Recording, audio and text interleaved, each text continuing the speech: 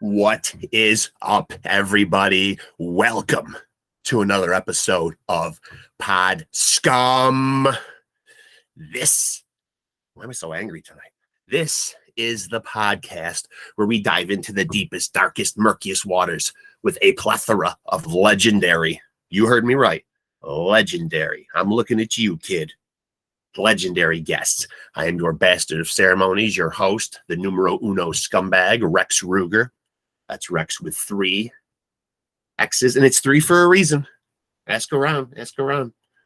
You might also know me as a.k.a. the King of Sleaze, a.k.a. the Hair Metal High Priest, and most importantly, a.k.a. Diamond David Lee Roth Jr. Take one look. It is undeniable that I am definitively the son of glam, the front man for the band. Got 1 million fans, just smoked several grams. I'm your ice cream man, Mr. Wop Baba Loo Baba Wop Bam Bam Shazam. Hot damn. Feeling good, and more importantly, everyone in the house is looking good. Got the quaff like Roth, and if you'd like the quaff like Roth yourself over there, boom, you know where it's at, kids. Coming to you as always from the lush lavender lounge of love. And joined as always by the Keith Hernandez puppet, ladies and gentlemen, whose mustache tonight looks cocaine free. And tonight he's really excited about this interview, so he may actually interject tonight. We might actually hear him pipe up and get a little rowdy. He's been known to do that. See 1986. New York Mets airplane flying back from the playoffs. Big party, if you know what I mean. But anyway, tonight is no different. We got a legendary guest here tonight. I'm inviting him in because this is, of course, the No Frills podcast. You get no frills because you get to look at this pretty face, so you get plenty of thrills.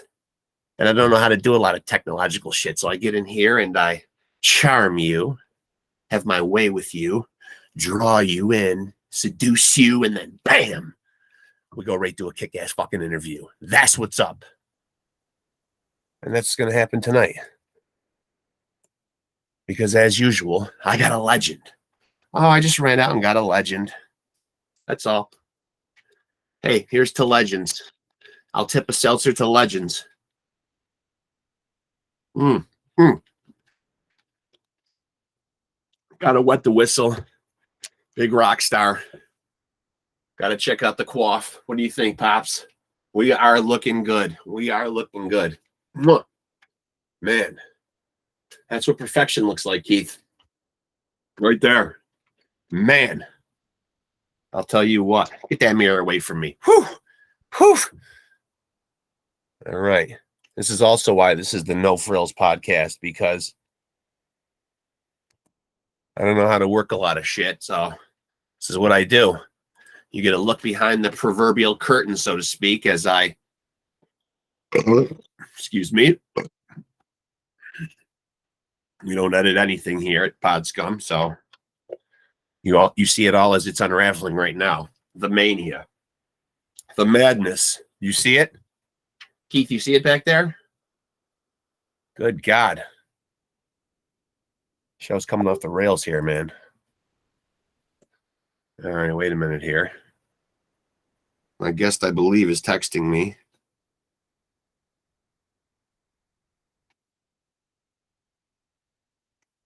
No, or not. Well, I'm sending him the link, so folks are going to have to bear with me. People down in the comment section can timestamp if they don't want to listen to my preamble, but who wouldn't? Just smoked a little too much wacky weed. Going right to my head. Tonight I might try out the trusty pen. Take a few vape hits. I don't know. I like to say I'm an analog smoker in a digital world. You know, I just like the greenery. But, you know, times they are a-changing. But we continue to work here. But in the meantime, let me just pimp Love Sword. You know what? I ain't going to pimp Love Sword because you know why? Our guest is ready to come in. What do you think of that? So, folks, let's just get down to an episode of Pod Scum here, man. No fucking around. Here we go. There he is. Hello, sir. How you doing, man? I'll tell you what. First of all, let me tell my audience, the legend himself, Jimmy BOWER, and let me tell you, sir, the beard looks great. Oh, thank you. You got a strong beard game. You got a strong beard game. I don't know why you don't get mentioned a lot, like when people are rating, like, you know, heavy metal beards. Yours is epic. I didn't know heavy metal beards were rated, so. Yeah, I think once I saw on VH1 back in the day that metal show, and they were talking about the best. They were doing like something with the best facial hair in metal, and Lemmy's chops were on there, and I think Dime's beard was on there. But man, yours is epic. Well, it's recent, so they don't have that metal show anymore. So I know. Is it a big pain in the ass to take care of your beard, or are you somebody that takes you take really good care of it? It looks like you do. Nah, I just wash it and brush it. Wash it and brush it. Damn. Yeah. Well, listen, sir, it is an honor to have you on here. First of all, still down there? Are you still down representing New Orleans? Yeah, I live in New Orleans. Yeah. Love it. Love it. Love it. Love it. Let me ask you, the music you've made over the course of your life, how much of that New Orleans that's inside of you comes out in the music? How does it come out in the music that you create? Oh, I mean, a lot of it. You know, it's you know, when we first started, my dog. That's all right. What's up, dog? Doing like, you know, at first it was me and Kirk, right? And we were doing like we're doing what would turn into Crowbar, right? And then Mike Williams were doing what would turn into I Hate God. So I mean, as far as like with drumming, it's really easy to allow that New Orleans vibe to come through, because to me, New Orleans is all about behind the beat and laid back grooves that are different to me, that, you know, make New Orleans grooves what they are. And on guitar, I'm just a guy on 4 strings who like the Melvins, you know? Yeah. So I mean, has that become your signature thing? How long have you been doing the 4-string thing? Since I learned how to play guitar. Now me, I do not play an instrument. So out of curiosity, explain to like a layman like me exactly what that does. Just taking them two bottom strings and whacking them right off. It just, I couldn't, the reason I did it is I couldn't control the feedback. Okay. I was starting to learn how to play. So I just took them off, and it made it easier to just concentrate on those 4 strings, so to speak. And I just never put the other 2 on. I mean, I can play a 6-string. Sure. But for I Hate God, it's just, it's always been the 4-string thing, about the meat and potatoes of things, you know? Yeah. Max Cavalera does the same thing, I believe. Does he not? Yeah, we actually got to take a picture, and we were talking about it, and we both agreed we didn't know each other, and we didn't know each other was doing that. That's pretty fucking cool, though, man. Somebody else that does it too. Have you ever had a conversation with anybody else that does it, though? And is their reason for doing it kind of the same? Are they making you know, like mostly heavy music? Yeah, well, I mean, Max Cavalera was the same thing. He was like, you know, fuck them other strings, man. Just all about the riff and stuff like that. So that's awesome. I mean, it makes sense. You know, you don't really, so to speak, need those 2 strings in a band like I Hate God. No. I would never fucking say that if it ain't broke, don't fix it. I mean, for God's sake, it's a sound, you know, you've created a sound. Yeah. I mean, it works for me, you know? Yeah. Since it's topical right now, and it seems like it's jumping off and going to continue to jump off, are you excited that Pantera is back together? Yeah, I mean, well, I think it's more of a tribute than anything, you know. Yeah. But I'm absolutely excited for them. You know, it's like, I mean, being somebody that we toured with Pantera, I Hate God did for like 2 months. Right. I saw them multiple times and toured with them with other bands. My point being that they were one of the most ferocious live bands on the planet. So there's a lot of kids nowadays that never had the opportunity to see Pantera. Yeah. So, you know, I mean, Charlie Benante's killing it, and Zach Wild's a no-brainer. So it's to me the closest thing you're gonna get, you know. I agree. Yeah, I agree. I like the choices. I like the choices that they made too, and not only great musicians, but guys that are friends of theirs too. You know, it makes sense. Yeah, Having that camaraderie is key. Right. So, so how long has it been since there has been anything from Superjoint? Superjoint is officially done.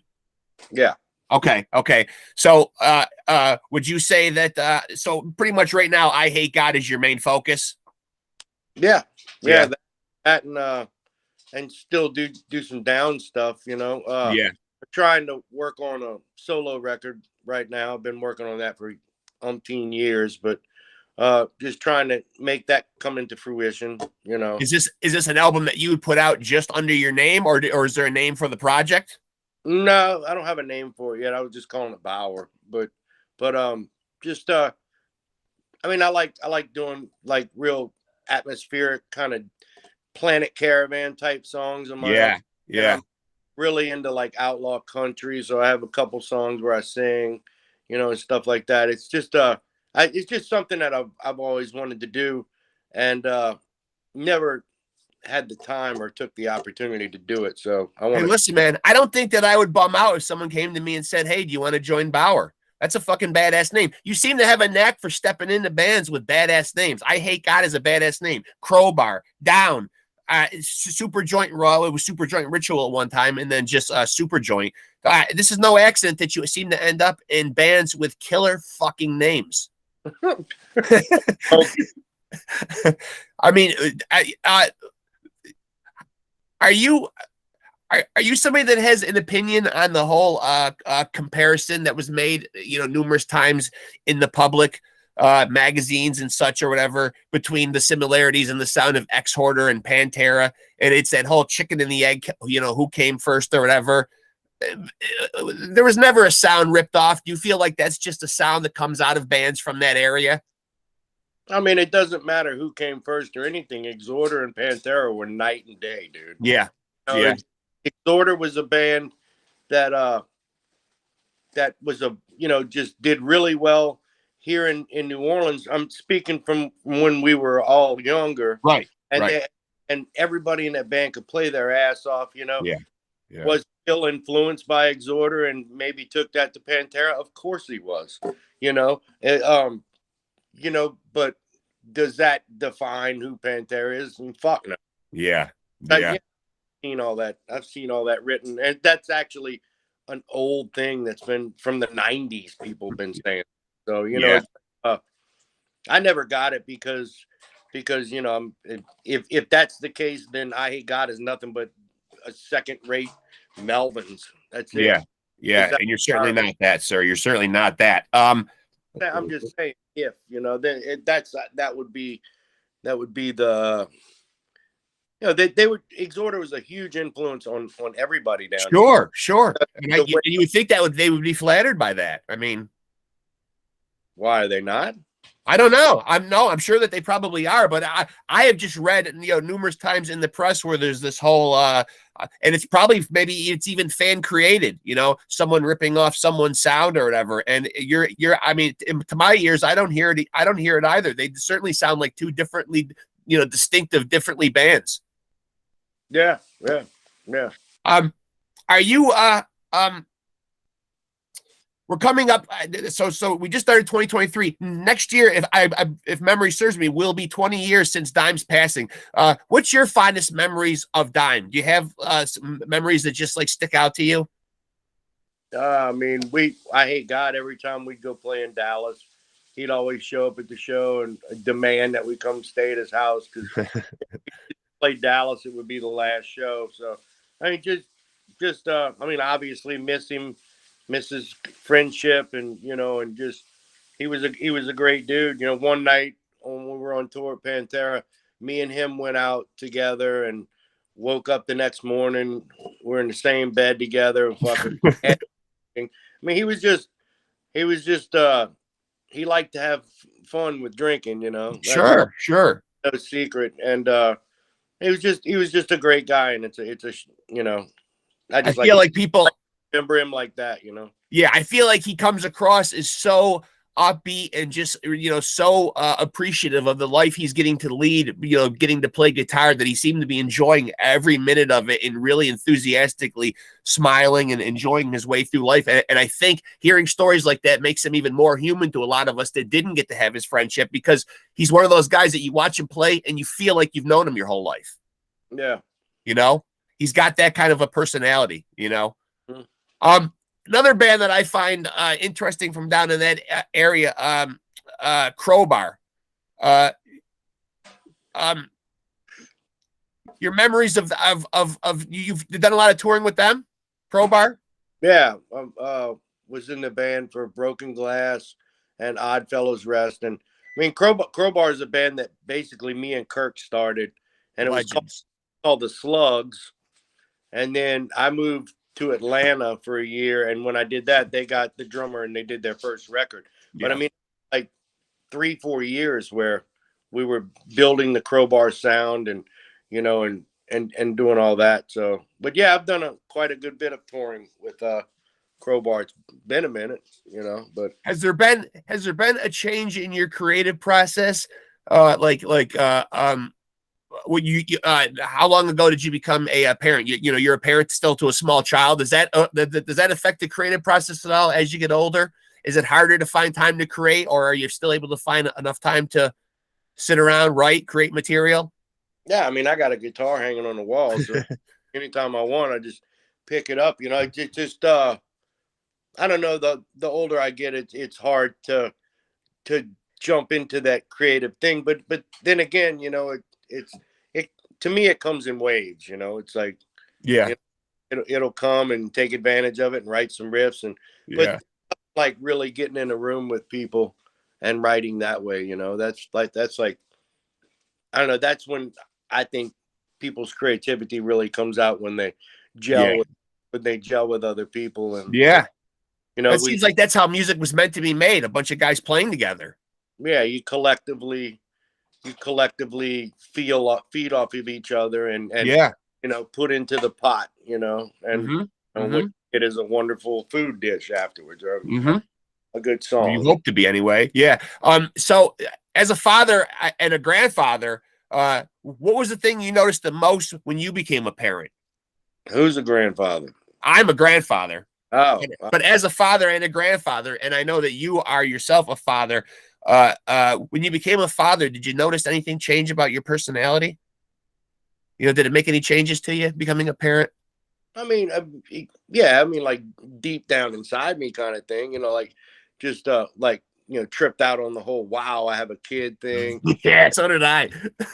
How am I gonna approach this? What part of myself am I gonna let out? What part of myself am I not gonna let out in front of my 9-year-old daughter or my 5-year-old son? And the older I get, it's just I just realize, be yourself. That's what they want. They want, they want that. But I love being a parent and wouldn't trade it for the world, man. I love my kids to death. When everything was hunkered down and we were on quarantine, what was the creative process for you like then? Did you find being quarantined and you have a lot of free time on your hands that you were more creative and did an abundance of work? Did you find it to be a fruitful time to create? A little bit. I mean, for me, it was a little stressful.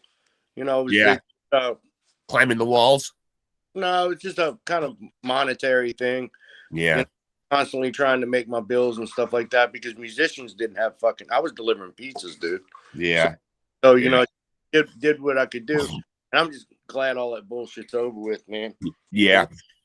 But I wasn't, I was living in Virginia at the time, up in Richmond. So I did start jamming with some friends of mine from up there, and was, I guess I was pretty productive. Helped a friend of mine do his spoken word record with music behind it. Yeah. And just that, and jammed, and then we made the decision to move back to New Orleans, and that's basically when the pandemic ended. So deep down inside, though, you play obviously in multiple bands and play multiple instruments. Is there one, if someone had a gun to your head that you had to play for the rest of your life, do you identify more as a guitarist or a drummer, or do you really identify as both? Pretty much both. I mean, if I had to pick one, I guess I'd probably pick guitar. Yeah.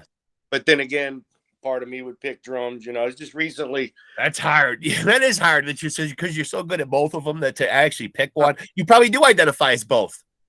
Yeah, I mean, you know, I mean, I think I play drums on guitar, so it's like real rhythmic, and which I guess makes me a better, like more of a rhythm type player, you know. Yeah.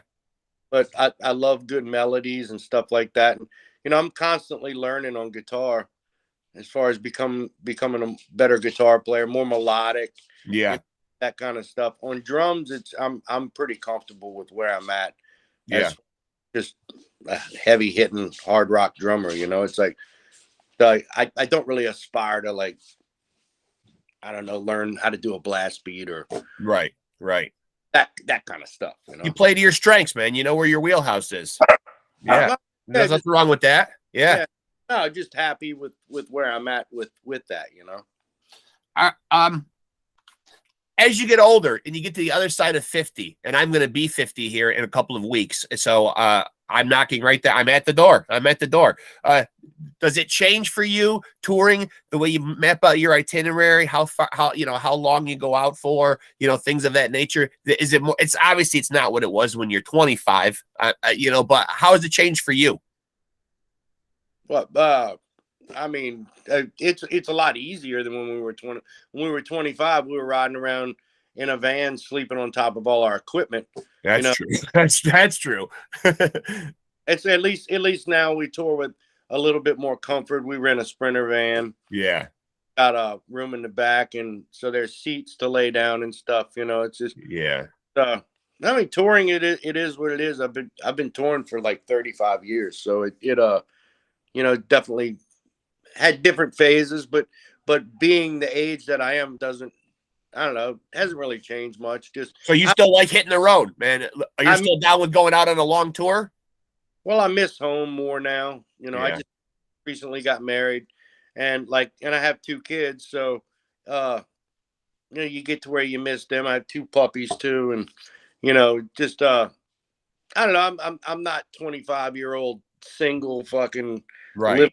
living out of a bag dude anymore. Right. Yeah. Yeah. I remember that guy. Yeah. He's long gone now. I think I kissed him goodbye about fucking 25 years, just about 25 years ago. Nah, yeah, but listen, I wouldn't trade in having a long marriage for anything, though, man. I mean, I've been married a long, long time, and I wouldn't want it any other way. I mean, kids, all that stuff, man. I wouldn't change. I tried to do that when I was young too, because I work in healthcare. So you're working shifts, and I would always try to stay on like the day shift because you miss a lot of stuff, like working 3 to 11. That's when a lot of stuff happens. A lot of ball games, a lot of extracurricular stuff, and you're only a parent. You only see them that age once. Yeah. It's hard, man. It's hard. Well, my kids don't live with me, so I see them on set up visitations, so you still you still prefer to hit the road, but like what are we talking, weeks, months, what's a long tour for me? Yeah.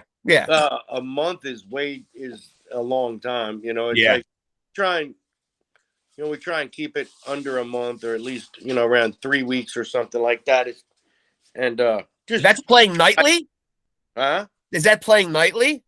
Yeah, I hate God. We don't take days off. We play them. Yeah. So, I mean, if we get the opportunity to do down stuff for everything, I mean, that to me is a whole different type of tour, because you're on a bus. Yeah. It's just a little more comfortable, So. Well, obviously the music business has changed a ton, and obviously everything is digitalized now on these music platforms. Are you still of the opinion that you like to put out an actual LP? A lot of people are hitting people with singles, a lot of EPs coming out. You still like putting out an actual album? Yeah, we write records, man. We don't, love that. Yes. I mean, I know what you're talking about. That's like the big thing now, but I mean, that's not the way. I mean, obviously, it's not the way I Hate God approaches it, or even Down for that matter. If we just tried to write singles, I think it would. I don't know. To me, it just seems like you're pigeonholing what you could really do by Yeah, I agree. Yeah, trying to write one great song as opposed to writing 10 great songs, and yeah. fuck what people think. Well, as I get older and I can't remember as many fucking things, when was the last Down record? We put out the second EP in 2017, 2018, something So I like would probably remiss, and I might end up hearing about it very vehemently in the comment section. I would have to ask, having you on here, are there any plans for more Down albums? that. Of course. Yes. Of course. Yeah. I mean, it's no secret, but we're talking about doing a like a cover EP. Oh, that'd be nice. Kind of let people in on like our influences and what made Down sound the way Down sounds, Yeah. That and there's also been talk of doing new material as well, because Yeah.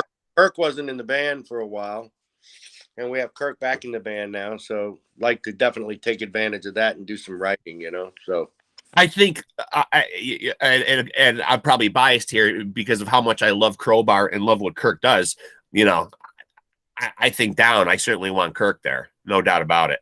yeah, it's more of what it really was, And yeah, it was kind of a bummer for the 2 years that he wasn't in the band. So, do you like all this digitalized music stuff, or I imagine, like, you being an old school kind of guy, a lot like myself, do you still enjoy a physical product? Are you a vinyl guy? yeah, I mean, I don't collect as much as I used to, but what's aggravating to me is I can't even link my phone up. I can make a playlist of shit on my computer that I bought from years ago and make a playlist and transfer it to my phone. You just can't do that anymore. And it's just, I don't know. I bet you your kids would probably have a better chance to figure out. I sometimes will hand just my technical gadgets, man, to my kids, and sometimes even my grandkids. And for fuck's sake, they're all under 10 and they can work the things better than I can. Yeah, what I mean? It's just, it's not very promoted. It's not. I don't know. I miss that because it gave you more of something to do. Like I remember trading tapes with friends all over the United States, and you get all these cassettes, and it's bands that didn't make it in magazines, so you didn't know about them. Yeah, there was a lot of excitement with that, and organic. I mean, I with the digital mags and everything, it just seems like they only promote shit that's paying for their magazine. They're, whoever. I don't know. It's not even really worth being on a label, though, right? It's almost just as easy to do it yourself nowadays, right? I like DIY is a great idea. I hate God. We license our records out now, so we record them, pay for it and everything, and then we just license a record out because obviously we're not a company that could do that on that type of volume, or we don't want to, right? So, but yeah, I mean, the music business has changed like 30 different times since I've been. I know. So I'm just an old player, man. I just like. I know. I'm not really super stoked, though, man, about this whole Pantera linking up and opening up for Metallica, man. I'll be honest, man, as a metalhead, man, I'm not super stoked about it, man. I wish the two of them weren't sharing the same bill. I feel like this drives the price up for John Q, taxpayer, who wants to go to a show. That's it. I'm just saying my piece about it, man. I hate the fact that it's going to turn into one of those kind of shows. No, you don't know that. It hasn't happened yet, so. No, I feel like that's the trend that I keep reading about that's going to happen. And I wish Pantera would go out and get their flowers themselves. They don't need to go out. They don't need to ride out with Metallica, bro. Huh? Do you stop reading? Fuck everybody's opinions. Bro. I know you're right. You want to go to the show? Obviously, it's going to cost more nowadays because it's more expensive. Everything's more. Metallica and Pantera never toured together. And so I think it's real interesting that they're doing shows together. I think it's. Is that factual? They never played together. I don't think so. Amazing. I don't think. Yeah, I think you're right. I mean, I don't know, dude. I wasn't in Pantera, so I don't know. But when you look at the impact that Pantera had, though, being as that we're on the topic of them, and they get so much credit, man. But you were there, and certainly a player. Obviously in active bands at that time. Did Pantera really, carry the torch for heavy metal? Throughout the '90s, they really did, didn't they? I mean, I think what they did was new and fresh, and their live show was, was amazing. I mean, they put up and they played the songs fucking really well, which, is, and they put on a good show, and Yeah.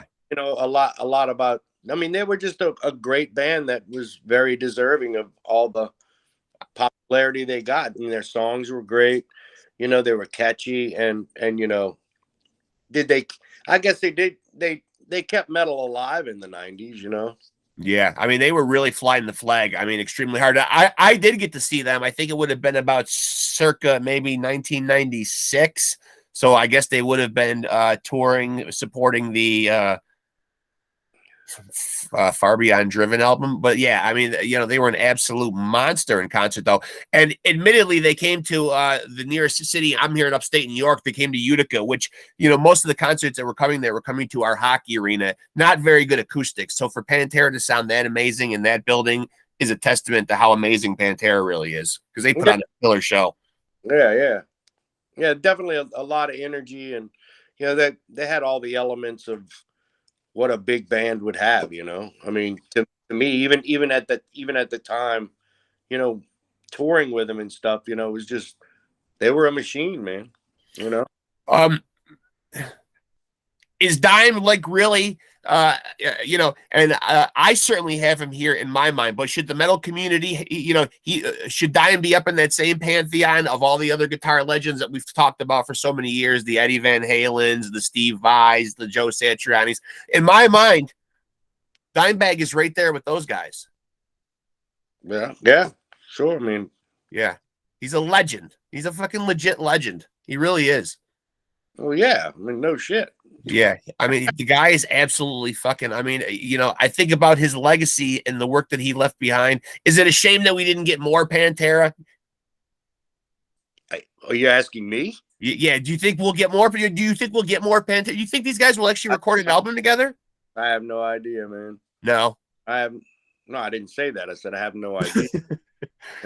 I don't know. I mean, I've never heard any of them. We went and saw them rehearse here in New Orleans, and it never came out of anybody's mouth. That doesn't mean that they wouldn't do it or anything, but I don't know, dude. Yeah. If you're looking for some inside scoop on some shit. No. I don't expect an inside scoop. No. I love what the guys are doing right now, man. I love this Pantera lineup, and I think it's going to be a force to be reckoned with, man. Especially having Zach and Charlie there. I think they were awesome picks. I mean, to do the best job they could to fill Vinny and Dime shoes. I mean. Right. Great players. Yeah. Mm-hmm. In closing, man, the best piece of advice you've ever gotten from somebody. It doesn't got to just be even in the music business. Just the best piece of advice that's kind of stuck with you. Shit. Huh? Don't meet your heroes. Oh yeah, don't meet your heroes, man. Don't meet your heroes. Explain that one. Don't meet your heroes. I think there's a reason behind it. I'm not gonna say why, but no, just okay. You don't even have to say the actual celebrity, man. But were you disappointed with an encounter with somebody that you kind of looked up to? It's an inside joke between me and somebody else. That's all. No, I had just I don't know. I mean, just the simple advice that people give you of, if you're gonna do it, do your best, and stuff. Yeah. Like that.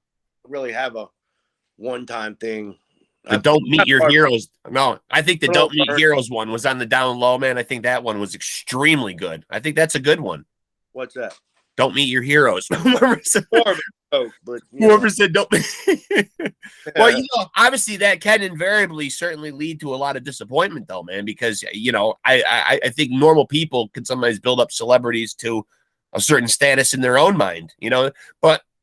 In hindsight, they're kind of setting themselves up for that letdown, though. I mean, celebrities don't promise to be anything to to non-celebrity people. They're just people like anybody else.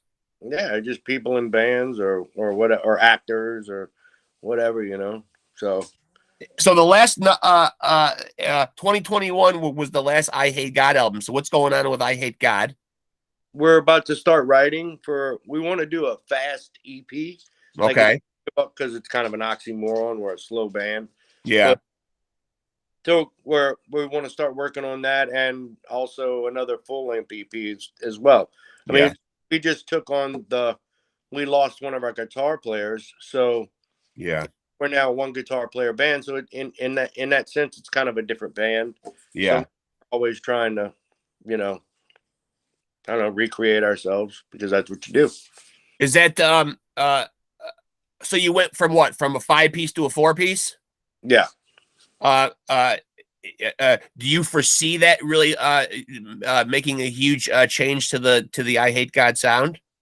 Well, I mean, we put one record out already with it, so Yeah. I mean, of course, it changes the sound, but you know, we're as a band trying to learn to adapt to that, and you know, Yeah. we're getting better with it. You know, so I mean, I wouldn't even be against getting another guitar player back in the band anyway. You know, Right. Right. time it seemed like the right thing to do, and you know, a lot of our favorite bands, the Melvins, St. Vitus, Sabbath, Yeah. are all one guitar player bands. So you know, obviously the style's going to change a little bit. You know. Yeah. Are you what was the one question that I really wanted to ask you? Well, okay. I mean, I know I asked you about down future plans, and you're pretty cool about obviously the idea of doing new music with them. But any other projects you could tell me about that you're doing? I mean, not that you're not busy enough. You are certainly, but We're just working on my solo stuff right now, and then just I like the idea of a solo album from you, man. I really do, man. I think it'll probably be fucking awesome, man. I mean, how many songs do you have in the can already? I mean, I've got about like 5 or 6 songs, but I mean, you know, it's just something that I want to do, that I want to do before I die, you know, put out my own record and play everything. And Yeah. it's just a thing that I set myself up that I've always wanted to do, you know. Okay, here's something, man. Is there ever going to be, or will there ever be, a Jimmy Bower book I've thought about it. or memoir, I should say? Yeah, I've definitely thought about it. It's possible, you know. I mean, it seems like it would be fun to do, and I'm all into teaching younger musicians about the ropes about being in a band. It's just the only thing is it's kind of hard to give them advice as far as like how I grew up with it, and it's not even that way anymore, you know. Right.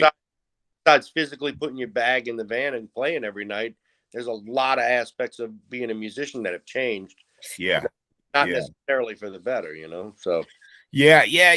I guess yeah, I mean, it really has affected you guys a lot. I mean, is making your bones now on the road and really selling the merchandise it seems like it's kind of extremely important at this stage.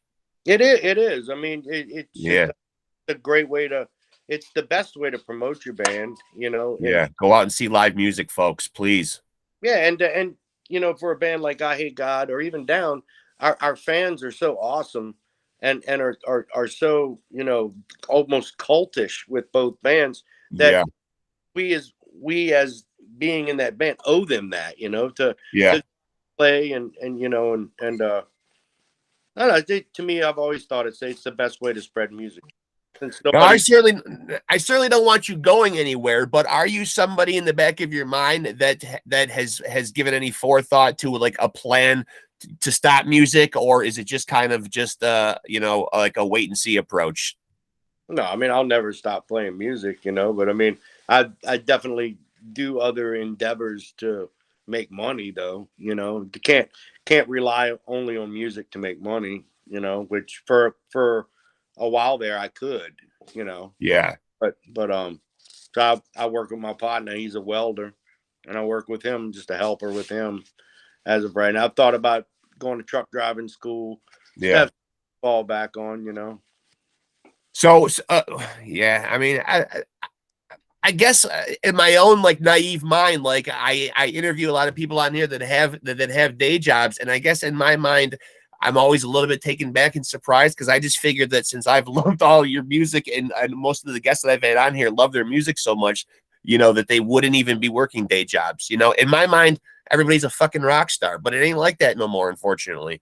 That's not a that's never been a reality for me. So I mean, for maybe a 5-10 year period there when really busy and all that, no, I wouldn't have to work, but dude, I'd be bored out of my mind if I sat around the house all day.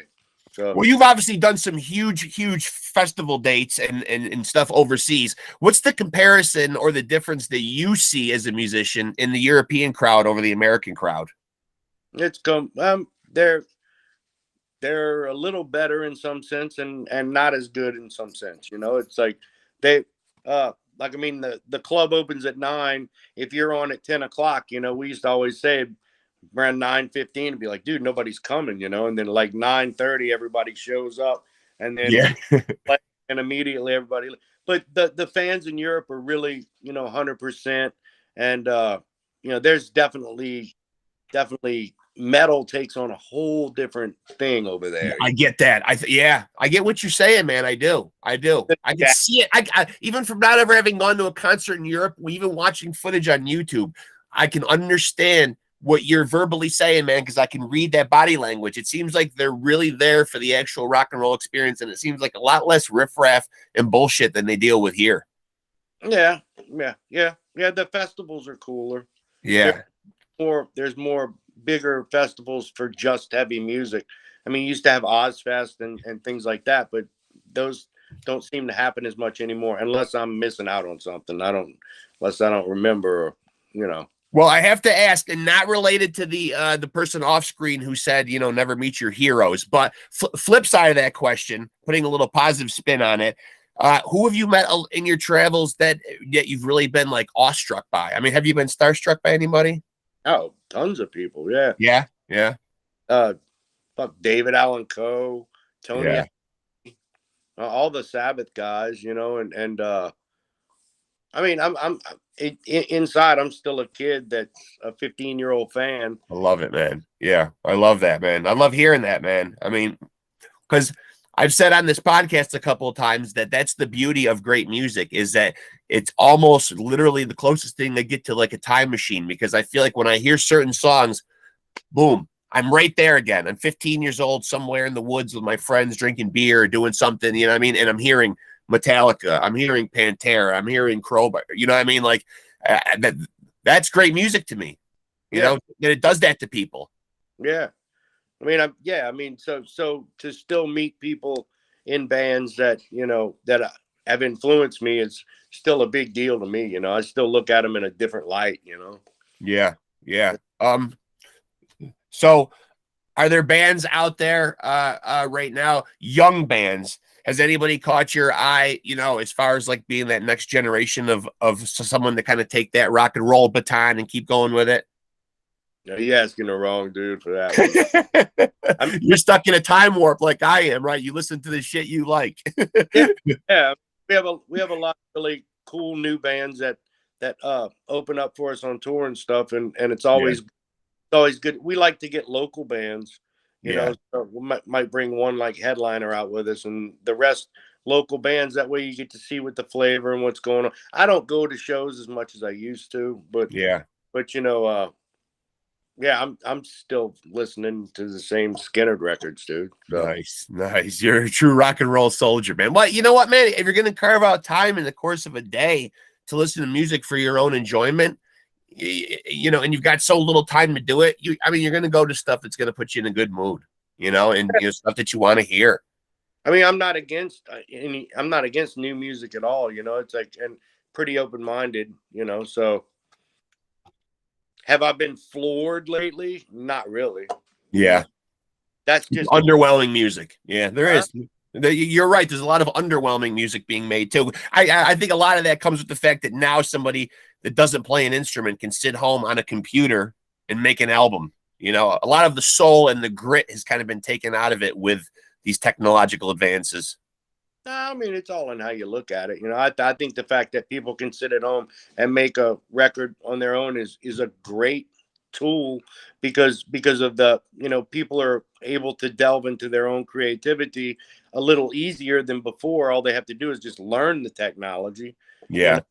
And then, you got drum machines now. You got, you never know, man. I mean, what were people thinking when they saw Sunhouse play fucking right? Play his old National guitar and play slide and shit. It's right. like, like, whoa, this is kind of one dimensional. Look what that turned into. Yeah, yeah. How about your kids? What do your kids think of the music that you make? Do they have have they formed an opinion yet of your music? Do they give you any feedback? I mean, my daughter thinks it's like, bah, heavy. She's not she kind of likes radio stuff, and stuff like that. My son's only 5, so he hasn't really formed an opinion. He kind of likes what his sister likes. Right? Yeah. But I always trying to not push music on them, but make it available to them, and Same here. Instrument stuff like that, and if they pick it up, cool. If they don't, it's not. It's been a great pastime for me. Yeah. So I hope that they both pick it up and understand the creativity behind it. Yeah. I want to ask your opinion on and this is certainly not an opinion that fucking really carries much weight given the fact some of the moves that they've made over recent years, but the Rock and Roll Hall of Fame, is there ever a place you think for any extreme metal bands in the Rock and Roll Hall of Fame? Is there not room for them? Does it not even fucking matter? I think that's such an institution at this point that it might be cooler to have some kind of extreme format for something. I mean, they haven't embraced it now, so if they would embrace it now, it would seem kind of cheesy. Yeah, it seems. I think bands are voted in for that. I think they do let the fans vote, and then if I'm led to believe correctly, I think that they have like a panel or something of people who get votes as well. But they do let people vote online. You can vote for the artist to get in. Right. Yeah. I mean, I don't think the Rock and Roll Hall of Fame would do it, because then extreme music is not. It is rock and roll, but I mean, but it's not. It's extreme music, right? Or heavy, and stuff like that. And I mean, but you do look at some of these scenes, though. I mean, like, you guys are part of a legendary New Orleans scene. Down in Tampa, there's a legendary death metal scene. Obviously, the Bay Area had a legendary threat. And, of course, Metallica is in the Rock and Roll Hall of Fame, which might be the heaviest band that gets into the Rock and Roll Hall of Fame. But, I mean, it seems like there's room for a lot of other great bands in there. And I don't even know, as a musician, how much does it even carry any weight being in the Rock and Roll Hall of Fame? I mean, it still carries weight to a musician. Doesn't carry weight to me. I could give a fuck, but I mean, okay, that's what I mean. Yeah. So I mean, I don't know. I don't understand putting things on a pedestal like that. I don't know. I agree with you, man. My opinions are, I guess, a little different about it than like the average Joe about. Yeah. No, I agree. I think Metallica is probably not the heaviest band. I think Metallica is about as heavy as we'll see get in the Rock and Roll Hall of Fame. I don't know. I mean, we might see a Megadeth or somebody else slide in there, but I don't think it's going to be anything too much more extreme than, that brand of thrash music. So everything is going well, other than, how did you survive COVID, you and your family? Was everybody in good health? Yeah. Yeah. I held my breath, man. Yeah. Got the booster shots, got the, definitely not a conspiracy theorist as far as that goes. So you are pro shot. That's good, because I actually work in healthcare. I mean, I work as a nurse. That's my day job. And yeah, I mean, I have to advocate for the vaccine just because it's, well, I had the right thing to do. Died that if they would have had the vaccine, they wouldn't have died. So yeah. I mean, I look at it that way, and it's just, I have 2 young kids, so I can't be like, fuck the shot, it's like, I know whatever it takes to be around him too. So, well, and you are thinking, you're giving some foresight to thinking about, contaminating yourself and then passing it on to your children. But you have to think that way, though. As a parent, you have to think that way. I mean, it's a deadly little disease. I mean, it was doing a number on kids for a while there. It was mostly really striking down a lot of kids, and then our geriatric population, our 65 and older. But fucking nasty. Where the hell did that come from, huh?